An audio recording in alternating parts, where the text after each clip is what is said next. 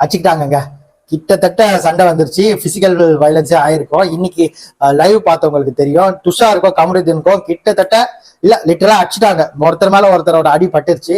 என்ன ரீசன்னா, நமக்கு ஆல்ரெடி தெரியும் ஒரு ட்ரையாங்கிள் லவ் ஸ்டோரி போயிட்டு இருக்குன்றது. அந்த துஷாரு, அப்புறம் அரோரா, கமருதீன்.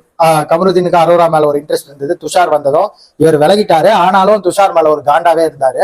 ஏதோ ஒரு விஷயம் நடந்திருக்கு. அதனால துஷார் வந்து கமருதீனுக்கு ரொம்ப க்ளோஸா அவரோட பர்சனல் ஸ்பேஸ்க்குள்ளேயே நின்று மாத்தி மாத்தி மாத்தி அவர் கேள்வி கேட்டுட்டே இருப்பாரு.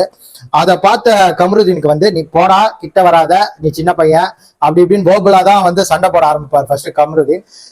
துஷார் வந்து போன வாரம் எல்லாம் எதுவுமே பண்ணல அப்படின்னு சொல்றதுனால தலை கேட்டுச்சா என்னன்னு தெரியல.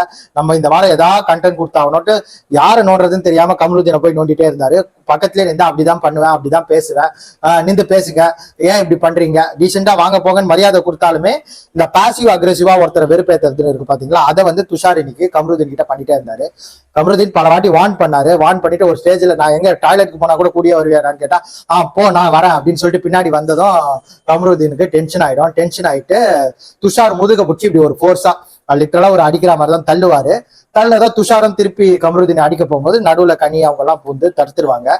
அதை நல்லா பார்த்தவங்களுக்கு தெரியும் இதை ட்ரிகர் பண்ணது துஷார் தான். அந்த சிச்சுவேஷனை அவாய்ட் பண்ணிருக்கலாம். ஆனா ஃபர்ஸ்ட் கை நீட்டினது கமருதீன் மாதிரி இருந்தது. ஸோ இதுக்கு கண்டிப்பா அவருக்கு ஒரு வார்னிங் கூட கிடைக்க வாய்ப்பு இருக்கு. இவங்க ஏன்டா இப்படி இருக்காங்க, துஷாருக்கு கமருதீனுக்கு என்ன பிரச்சனை அப்படின்னு கேட்டாங்கன்னா, எல்லாமே அந்த அரோரா விஷயத்துல இருந்து இவங்க 2 பேருக்கு பத்திக்கிச்சு.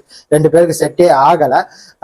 இந்த சீசன்ல பிசிக்கல் வயலன்ஸ் கொஞ்சம் கொஞ்சமா ரொம்ப நார்மலைஸ் பண்ணிட்டு வர மாதிரி தெரியுது. ஸ்டார்டிங்குமே 2-3 பேர் இப்படி எதிர்த்தாங்க. வெட்டிடுவன்லாம் எஃப்ஜே சொன்னாரு. இதை பத்தி வீக்கெண்ட்ல விஜய் சேதுபதி சார் என்ன சொல்லுவாரு, இல்ல அவர் ஸ்டைல்ல வந்து இம்பார்ட்டன்ட் விஷயத்தை விட்டுட்டு வேற ஏதாவது பேசிட்டு போவாரான்னு வீக்கெண்ட்ல பார்ப்போம். டீ கடை மேவரிக்ஸ்க்கு சப்ஸ்கிரைப் பண்ணிக்கோங்க.